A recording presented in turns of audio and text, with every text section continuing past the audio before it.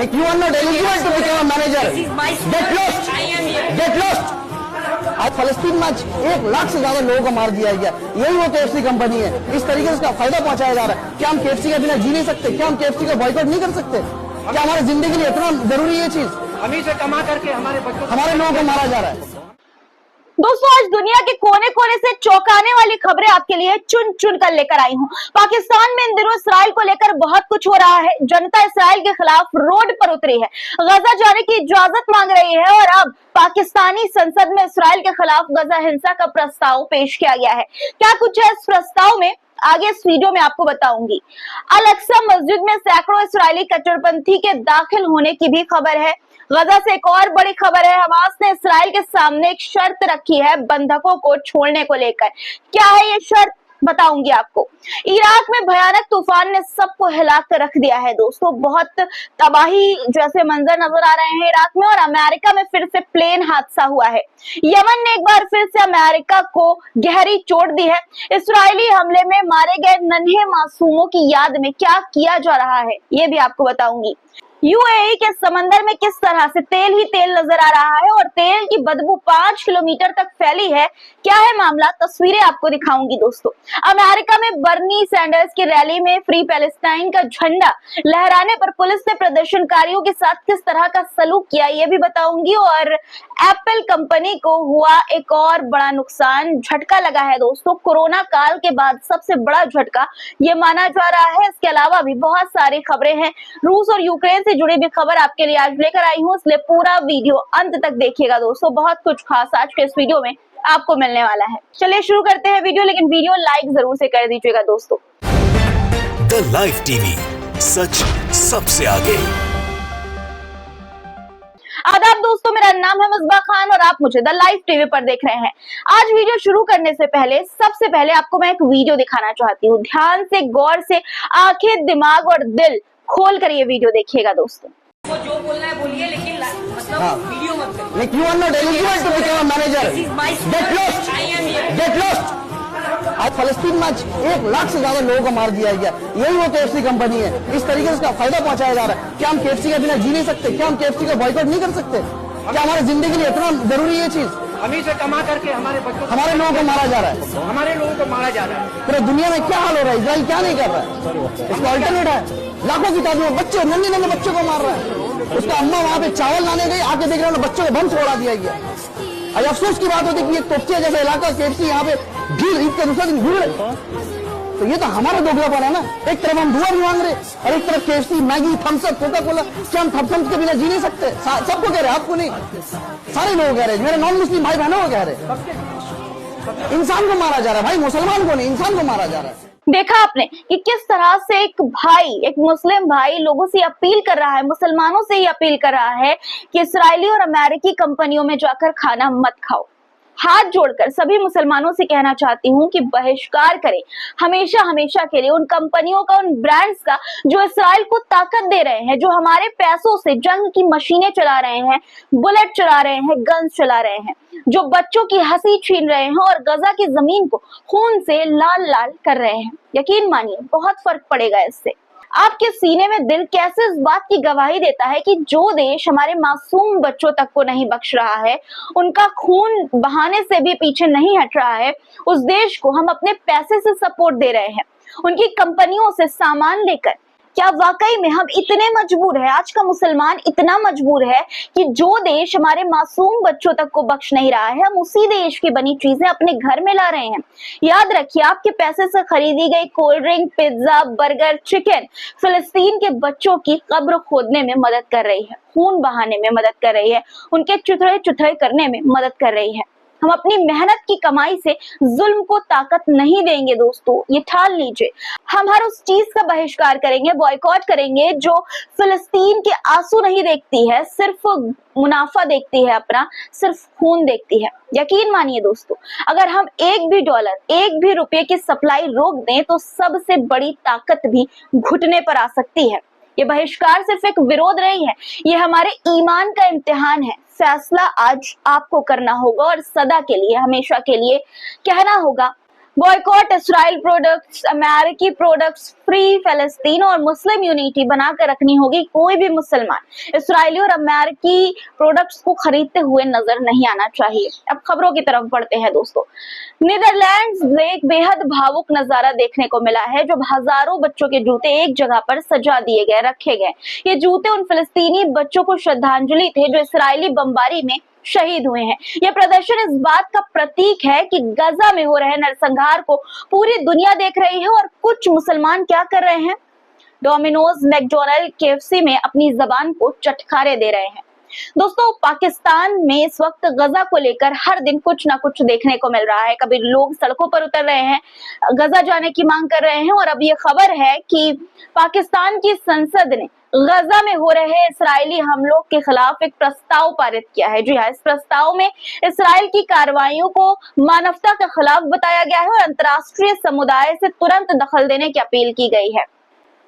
Press TV की एक खबर है दोस्तों, और इस्लामाबाद से प्रेस टीवी को ये नासिर काजमी है, उन्होंने ये रिपोर्ट भेजी है। दूसरी तरफ एक बार फिर से इस्राएल के कट्टरपंथी यहूदी प्रदर्शनकारियों ने अल कुद्स में स्थित अल अक्सा मस्जिद में जबरन घुसपैठ की है। ये एक अंतर्राष्ट्रीय समझौते का उल्लंघन है जो यहूदियों की इस पवित्र स्थल में एंट्री को मना करता है। जी हाँ दोस्तों, इस घटना के बाद हमास ने फिलिस्तीनियों से अपील की है कि वो बड़ी संख्या में अल अक्सा पहुंचे और इन हमलों को रोके।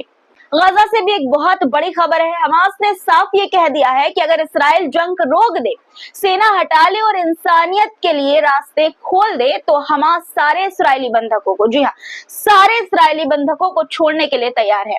प्रेस टीवी के खबर के अनुसार हमास के एक बड़े नेता ताहिर अल नूनू ने यह कहा है कि हम सभी इस्राएली बंधकों को रिहा करने के लिए तैयार हैं, बशर्ते एक गंभीर कैदी अदला बदली हो, जंग पूरी तरह से बंद हो और गजा से इस्राएली सेना हटे। वर्तमान में मिस्र और कतर की मदद से बातचीत चल रही है और हमास इसे जिम्मेदारी के साथ और पॉजिटिव तरीके से देख रहा है, लेकिन हमास ने इस्राइल पर बड़ा आरोप भी लगाया है कि वो बार बार अपने वादे से मुकर रहा है, सीज़फायर रोक रहा है और जंग को आगे बढ़ा रहा है। हमास ने यह भी साफ कहा है कि जब तक ठोस गारंटी नहीं मिलती है, इस्राइल भरोसे लायक नहीं है। इस बीच खबर यह भी है कि अमेरिका इस्राइल पर दबाव बना सकता है ताकि एक नई सीज़फायर डील हो सके।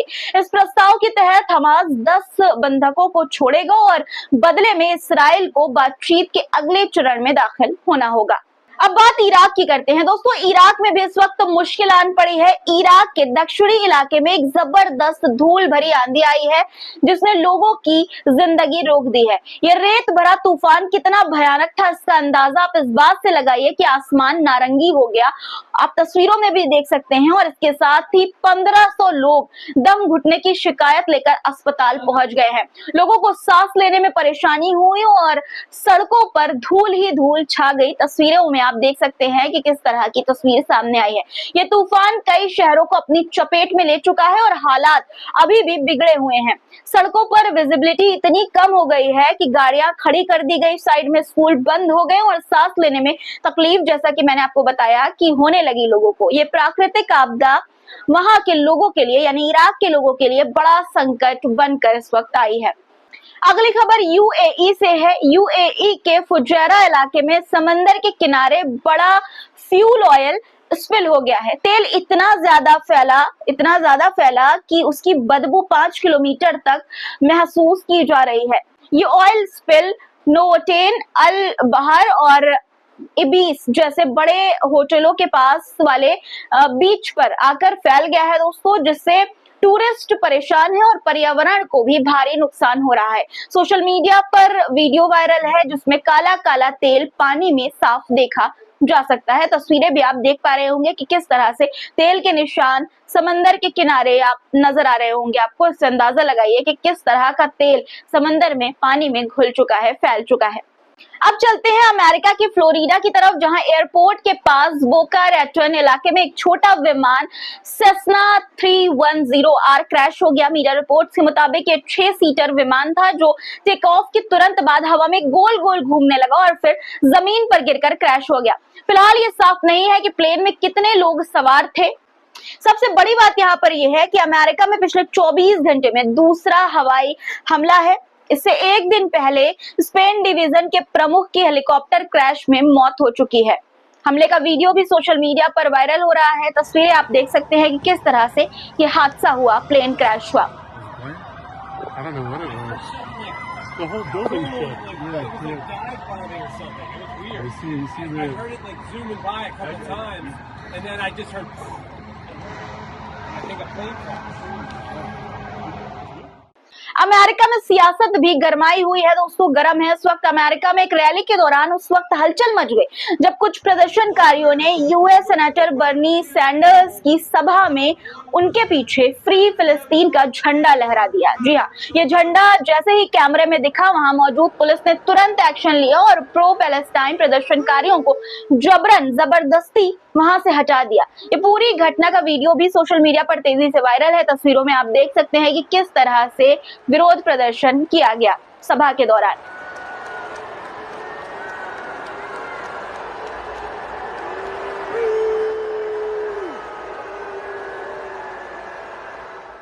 और अब बात करते हैं टेक्नोलॉजी की दुनिया की सबसे बड़ी कंपनी एप्पल की, जो एक बड़े संकट में फंस गई है। ब्लूमबर्ग की रिपोर्ट के मुताबिक अमेरिका के कई देशों से चल रहे ट्रेड वॉर की वजह से एप्पल को भारी नुकसान झेलना पड़ रहा है।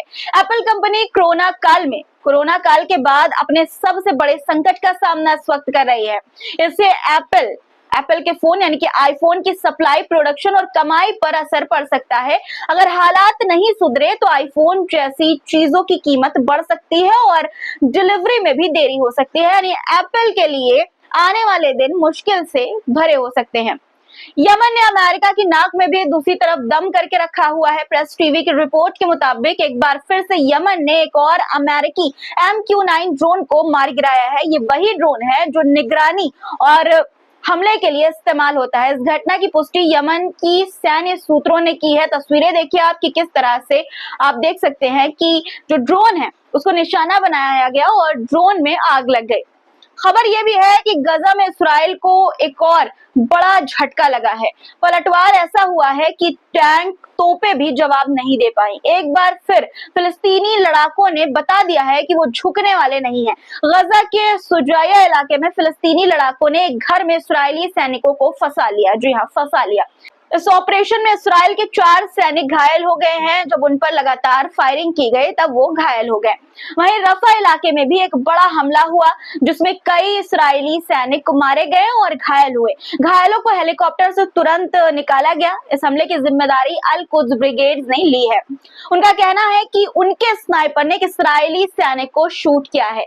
खबर यह भी है कि गजा सिटी के पूरब में फिलिस्तीनी प्रतिरोध बलों के एक स्नाइपर ने इस्राएली स्नाइपर को निशाना बनाया। इस घटना का वीडियो भी सोशल मीडिया पर वायरल है। ये वीडियो ये दिखाता है कि कैसे फिलिस्तीनी मुजाहिदीन अपने देश की रक्षा में जान की बाजी लगा रहे हैं। इस बीच इस्राइल ने भी गजा पर हमले तेज कर दिए हैं। खासकर खान यूनुस में बमबारी की गई है। दोस्तों, हजारों जाने जा चुकी है लेकिन जंग अभी तक नहीं उठी है। जैसा कि मैंने आपको बताया कि हमास ने ये कहा है कि अगर इस्राइल पूरी तरह पीछे हटे, हमला रोके और कैदियों को रिहाई करे तो बातचीत के लिए वो तैयार है।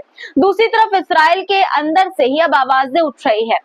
1600 यानी कि 1600 से ज्यादा पूर्व इस्राएली पैराट्रूपर और सैनिकों ने एक पत्र पर साइन करके सरकार से ये मांग की है कि गजा में जो बंदी बनाए गए हैं उन्हें किसी भी हालत में वापस लाया जाए। ये इशारा है कि अब इस्राइल की जनता भी इस लड़ाई से थक चुकी है, हार चुकी है और वो शांति चाहती है। अंत में दोस्तों, रूस और यूक्रेन से जुड़े खबर भी आपको बता देती हूँ। रूस और यूक्रेन के बीच संघर्ष जारी है। भले ही बातचीत की बातें चल रही हो, लेकिन रूस का यह दावा है कि उसने एक ही दिन में 52 यानी कि 52 यूक्रेनी ड्रोन को मार गिराया है। ये हमले यूक्रेन की तरफ से किए गए थे और रूस ने जवाबी कार्रवाई में उन्हें नष्ट कर दिया, तबाह कर दिया। आज के लिए फिलहाल इतना ही दोस्तों। आज की खबरों पर आपकी क्या राय है कमेंट में जरूर लिखिएगा। चैनल को सब्सक्राइब नहीं किया तो फटाफट कर लीजिए, लाइक करके ही जाइएगा और दोस्तों शेयर जरूर से कर दिया करिए वीडियो। फिर मुलाकात होगी कुछ नए मुद्दों के साथ। तब तक के लिए अपना ख्याल रखिएगा क्योंकि ख्याल रखना बहुत जरूरी है। खुदा हाफिज।